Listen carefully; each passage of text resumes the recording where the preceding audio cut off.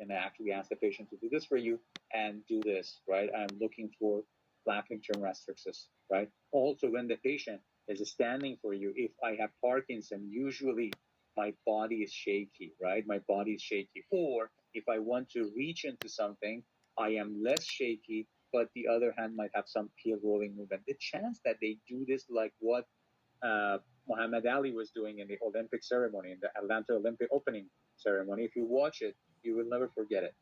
Muhammad Ali, 1996 Olympics, Atlanta. If you watch it for 2 minutes on YouTube, you will never forget it. You can see all the features. You can see all the features of Parkinson, right? So I am in the opening ceremony of the Olympics, but I'm poker faced, right? Look at the face. The face doesn't show up any expression, right? Completely, right? When it actually is moving the torch, it's a little bit better. When it's standing somewhere, you can see the body is shaky, right? The body is shaky. When it was reaching out to something, it was better. The other hand was having this pale rolling movement. If you watch it 2 minutes of your life, and you will never forget the classical symptoms of Parkinson. So the poker face is there, the peel rolling is there, basically the resting tremor is there.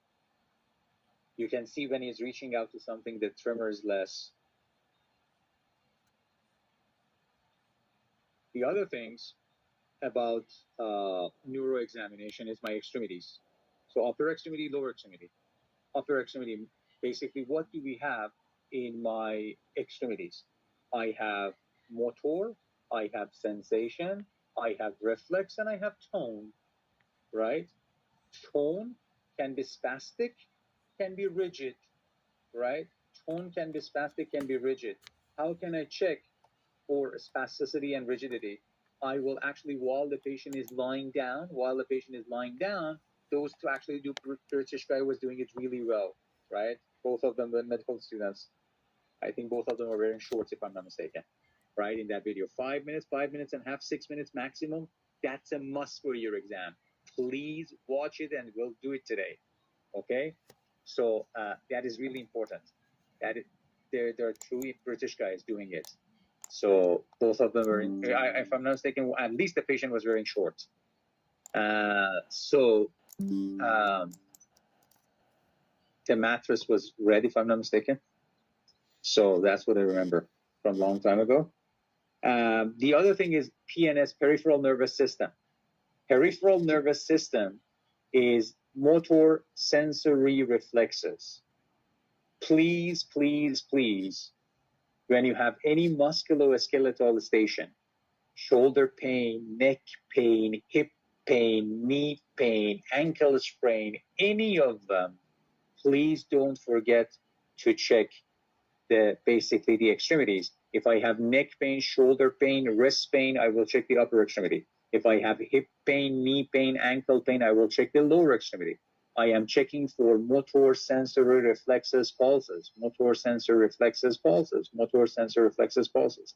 MRSP, motor reflexes sensory and pulses. I am checking the neurovascular integrity of the extremities, how vascular pulses, how neuromotor sense reflexes. You only have three reflexes in the upper extremity and 2 reflexes in the lower extremity.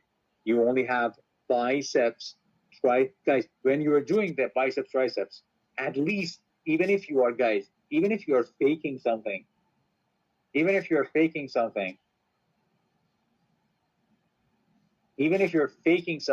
fake it in a proper way, right? You cannot check my reflexes when I extend my arm like this, right? The arm should relax. The arm should be relaxed. At least tell the patient, will you please relax?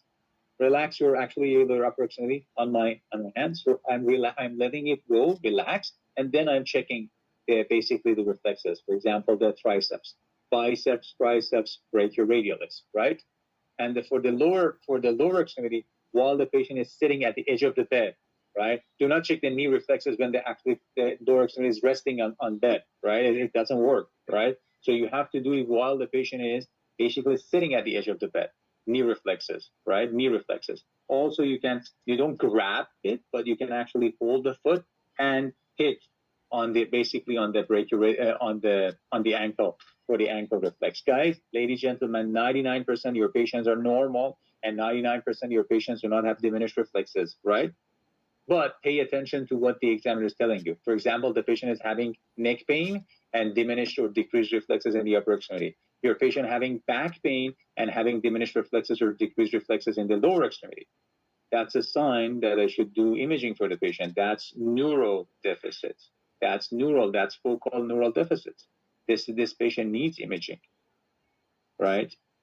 So I have a patient with neural deficits, with neck pain. They need imaging. You have a patient with back pain, low back pain, hip pain, and you can see diminished reflexes. That patient needs imaging as well. So focal neurological deficits needs imaging.